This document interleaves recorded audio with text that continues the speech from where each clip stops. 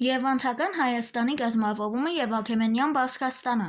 Քրիստոսից առաջ 7-րդ դարի վերջին հայկական ներնաշխարհի տարածքում կրկին հայտնվում են մեծագից թագավորություններ։ Դրանցից է Բավուր Սկայորդու իշխանությունը։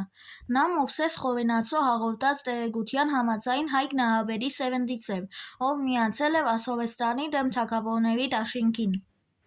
Այս դաշինքն հաղթում է Ասորեստանի կայսրությանը, և Բավուր Սկայորդին իր գործում մասնակցության համար ճանաչվում է Հայաստանի թագավոր։ Թագավորության սահմանները հասնում են մինչև Սև ծովի ափեր, մյուս կողմից՝ Մավաստան և Հյուսիսային միջագետք։ Արքայական նոր հարստությունը կոչվում էր Երևանթյան, որի կենտրոնն էր Դուշպավան քաղաքը։ Երևանցունիները կարողացան հավաքագրել զգալի ռազմական ուժ։ Երևանդ մեկին հաջողվում է կազմավորել ուժեղ բանակ։ Այս ուժը ազդեց մավական տերության հետ հարաբերությունների վրա, վերջինս փորձում է խստացնել իր վերահսկողությունը Հայաստանի վրա։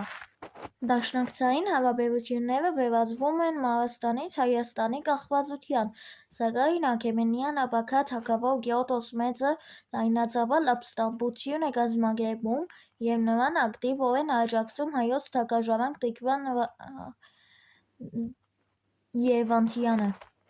Քրիստոսից առաջ 550 թվականին մավական տիրապետության տապալման արդյունքում ձևավորվում է Աքեմենյան Բազկաստանը Գեորգոս Մեծի գլխավորությամբ։ Քահ է բարձրանում Դավեհ Մեկը, և իր կառավարման ընթացքում ապստամբում են մի շարք երկրներ, դրանց մեջ է մտնում Հայաստանը։ Հայաստանում ապստամբությունը ճնշելու համար Դավեհ Մեկի զորահրամանատարներն ստիպված են լինում 5 ճակատամարտ տալու։ Միայն 5-րդ ճակատամարտից հետո է, որ հայերն ընդունել են Դավեհի գերիշխանությունը։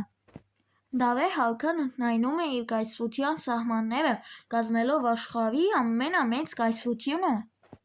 Նա կայսրությունը բաժանում է 20 մարզերի, որոնք կոչվում էին սատրապություններ, որոնք կառավարվում էին սատրապների կողմից։ Հայաստանը կազմում էր 13-րդ սատրապությունը։ Հաջորդ կարևոր քայլն էր արքայական ճանապարհի կառուցումը, որի շուրջ 330 կիլոմետրն անցնում էր Հայաստանի հարավային սահմանով, ինչը նպաստում էր առևտրի ծաղկմանը։